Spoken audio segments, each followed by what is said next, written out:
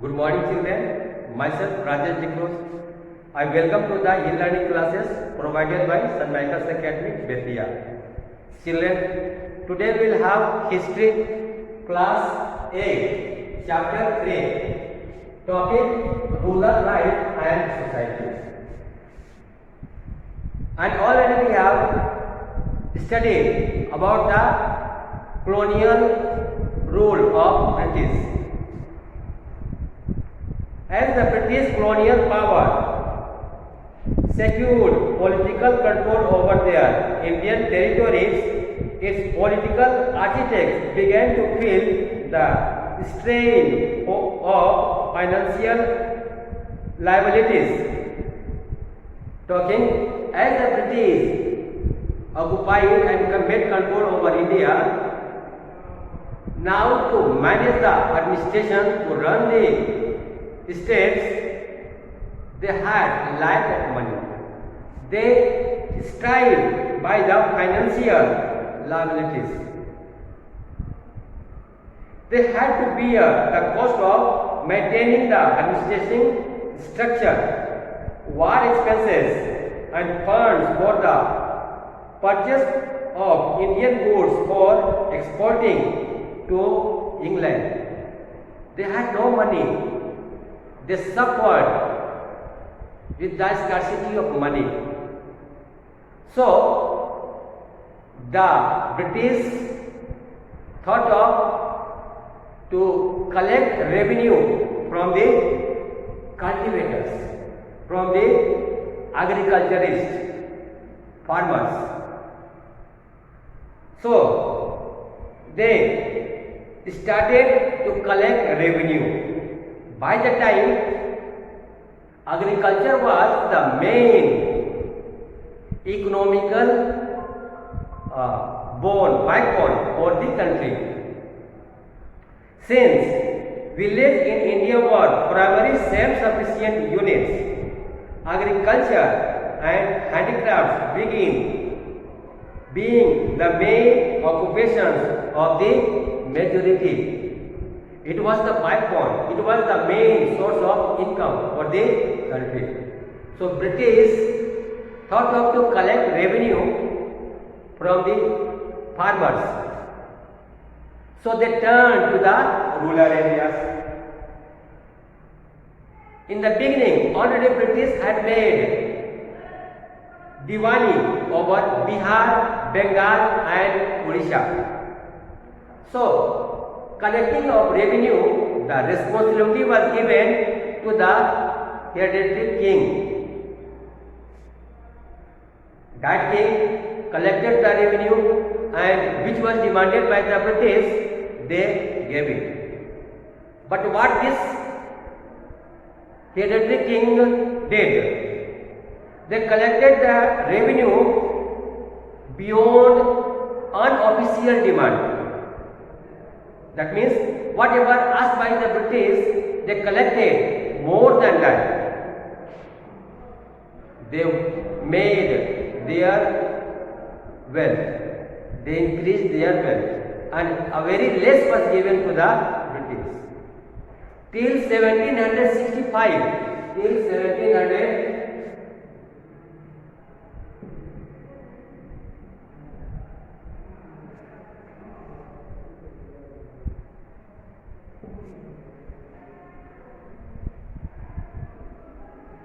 Till 1765, very little revenue was collected, which was insufficient for the British to manage their administrations, war expenses, the financial cost. So, Warren Hastings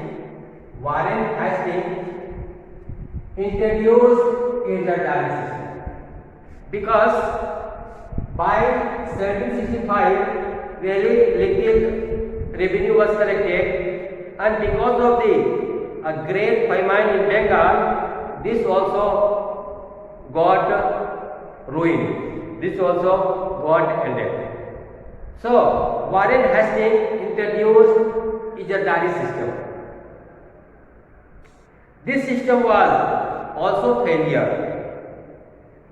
Warren Hastings introduced Ijazari system, but this system was also failure. How it failed? Binding was often not related to the actual productivity of the land. Talking the revenue which was collected from the land, it was not according to the actual productions. The Ijazars were not interested in making improvement in the land as it was auctioned at regular intervals.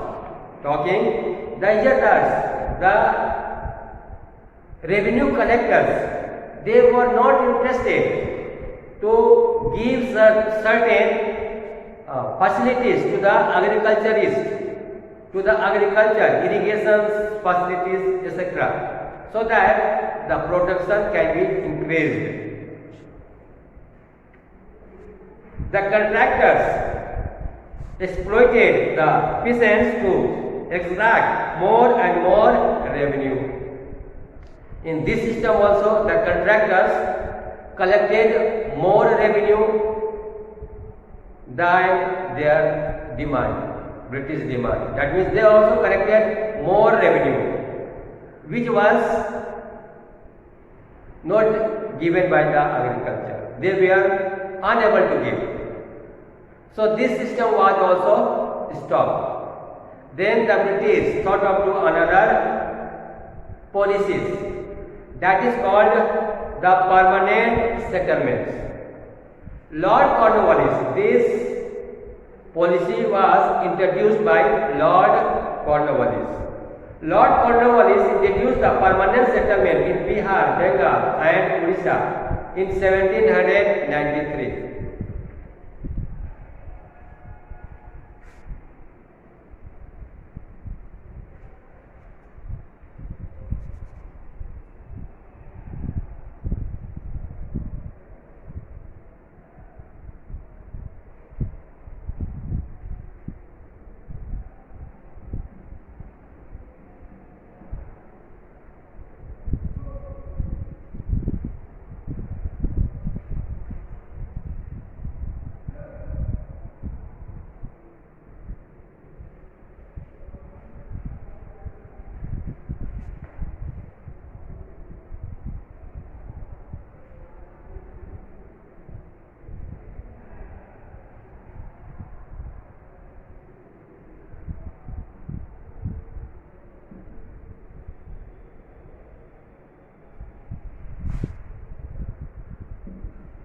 The permanent settlement was introduced in 1793. 1793 by Lord Cornwallis. According to this settlement, the landowners or the jamindars obtained hereditary rights over their land. The farmers were reduced to the status of tenants. The jamindars had to pay a fixed amount of land revenue every year to the company, even if there were adverse conditions such as floods or droughts, failure which their land was auctioned out.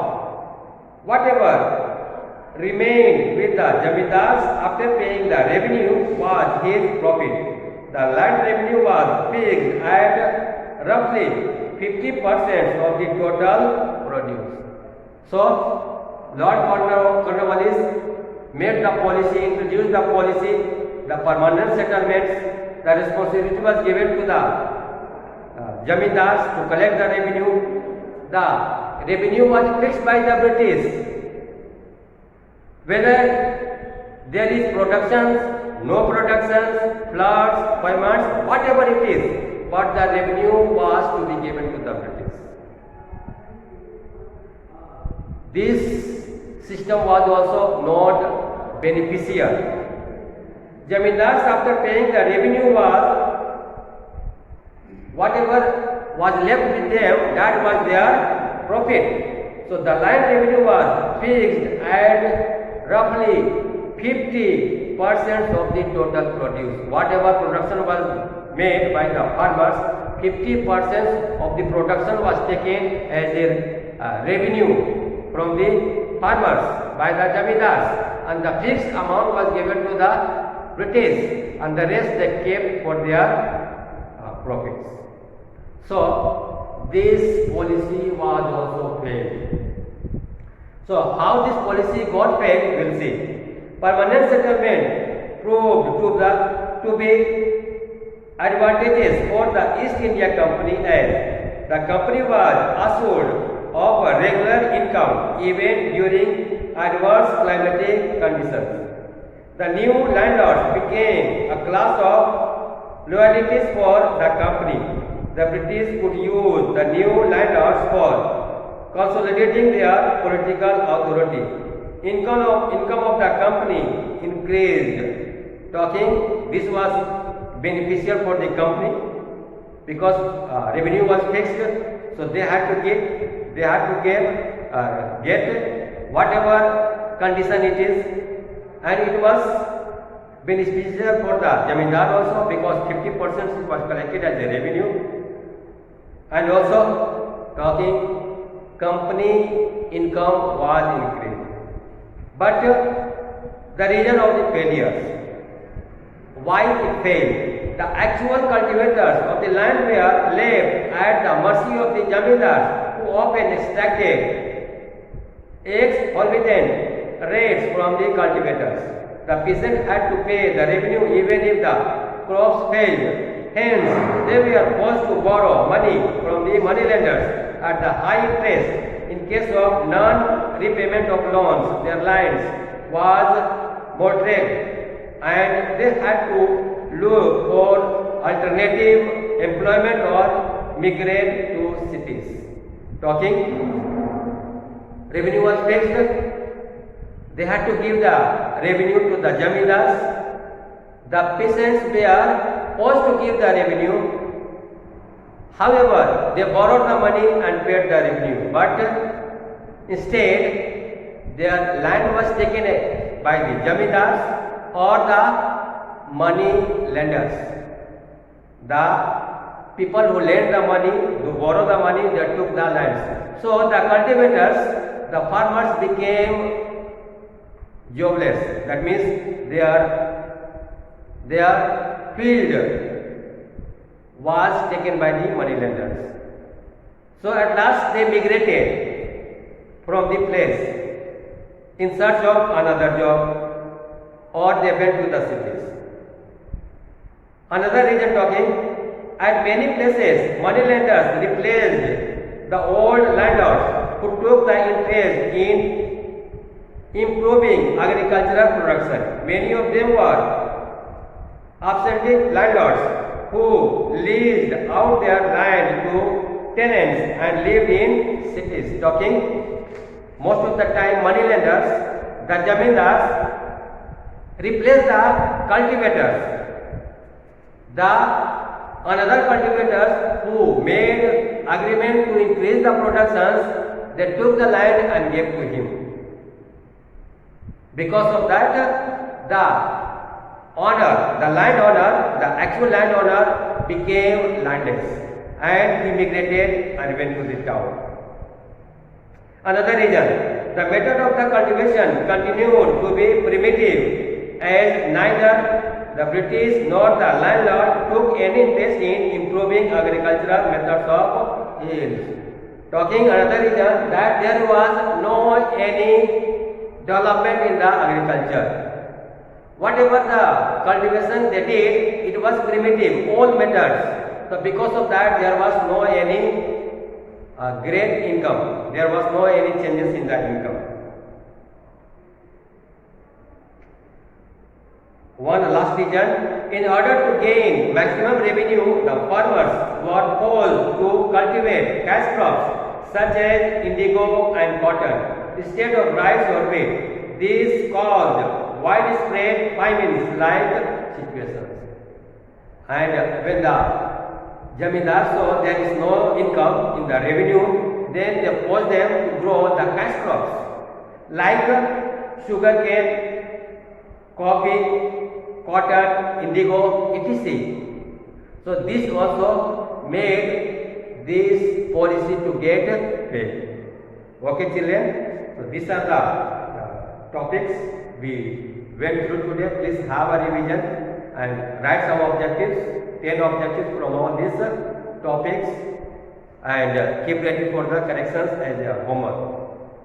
Thank you, children. If you like my videos, please share it and subscribe it. We will meet again in the next video with the next topic. Thank you.